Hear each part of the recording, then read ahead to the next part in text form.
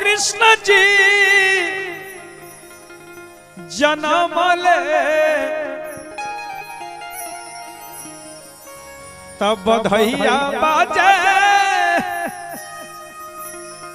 और गखुलन हो।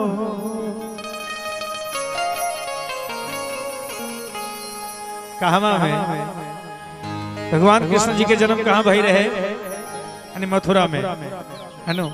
लेकिन बधैया है ना गोकुल में मनाया गया। लिखा कवि ने कि देन चाहे करतार जिन्हें सुख, कौन रहीम है सोई टारे। उधम को करे ना करे, धन आवत है बिनु हाथ पसारे। उद्यम को करे ना करे, धन आवत है बिनु हाथ पसारे। जब ये बात रहीम जी ने लिखा तो देवताओं को बड़ी चिंता हो गई कि भाई जब तक हम मेहनत नहीं करेंगे, हम मजदूरी नहीं करेंगे तो हमें धन कैसे प्राप्त होगा। देन चाहे करतार जिन्हें सुख, कौन रहीम है सोई टारे।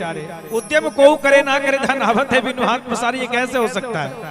देवताओं को चिंता हो गई। देवताओं के घर से एक नोटिस देवताओं ने एक नोटिस दे दी बाबा तुलसीदास जी को और कहा कि आप जाकर के रहीम जी को समझाओ कि आज से वो लिखना बंद कर देंगे। तो रहीम जी, तो बाबा तुलसीदास जी रहीम जी के पास गए और उन्होंने कहा कि रहीम बाबा आपकी तरफ आपके लिए नोटिस आया है देवताओं के घर से, आप क्या लिखने लगे? कहा कि क्या भेजा है उन्होंने? बाबा रहीम जी ने देखा तो समझ गए कि ओहो देवताओं को चिंता हो गई। जस्ट उसके नीचे उत्तर लिख दिया उन्होंने, क्या कि देव हंसे सब आपस में, विधि के प्रपंच के जाल निहारो। बेटा भय वसुदेव के धाये, बधैया बाजे नंद के द्वारे रे। बेटा भय वसुदेव के धाये, बधैया बाजे नंद के द्वारे। ठीक उसी तरह आज हम लोग भी जिस प्रकार गोकुल में धूमधाम से सोहर मनाया गया और नंद बाबा और यशोमती मैया ने आनंद लिया सोहर का, ठीक उसी प्रकार आज हम लोग भी आनंद लेंगे। कहना है और मथुरा में और कृष्ण जी जन्म ले तब बधैया बाजे गखुल। बधैया बाजे गखुलन हो। ए ललना ए ललना का ए ललना नंद घर भइले गुले जारयनवा होखे सोहर हो। ए ललना नंद घर भइले गुले जारयनवा होखे सोहर हो। ए ललना नंद घर भइले गुले जारयनवा होखे सोहर हो। मथुरा में कृष्ण जी जन्म ले बधैया बाजे गखुला। बधैया बाजे गखुला हो। ललना ए ललना ए ललना नंद घर भइले गुले जारयनवा होखे सोहर हो। ए ललना नंद घर भइले गुले जारयनवा होखे सोहर हो।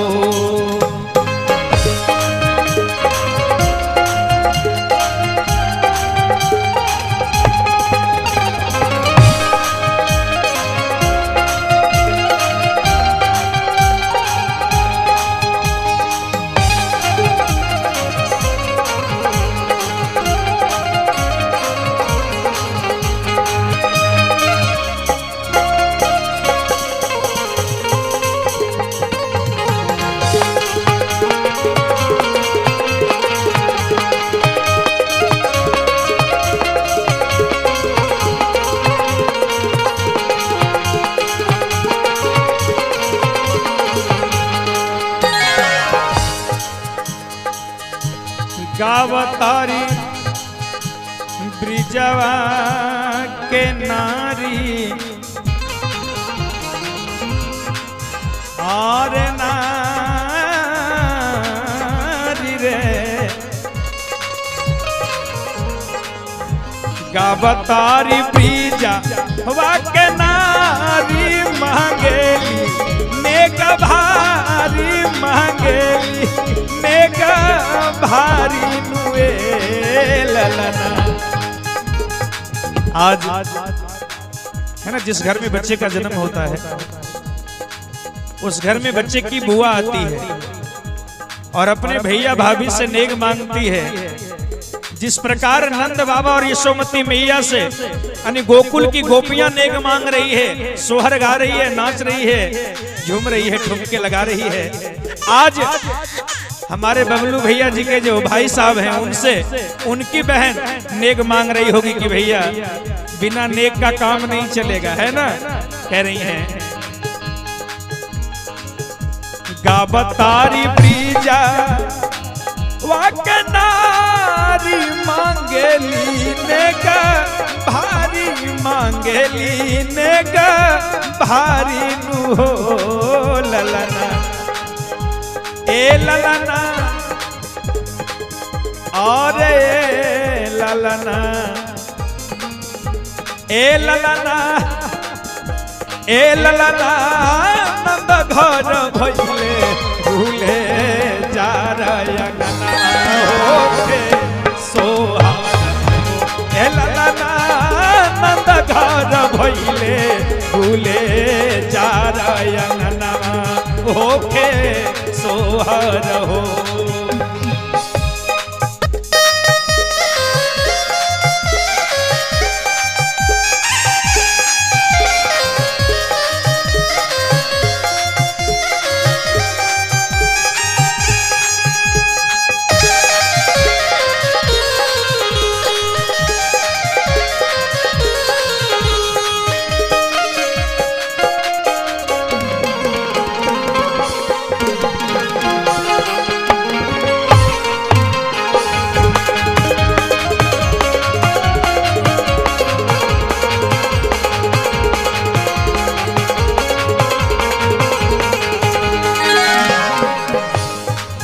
देखिए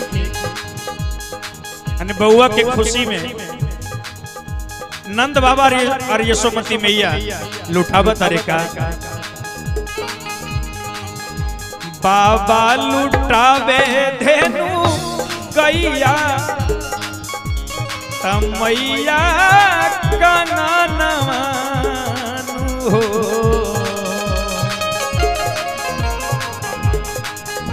बाबा लुटावे धेनु गैया तमैया कनानवा लुटावे मैया कनानवानु हो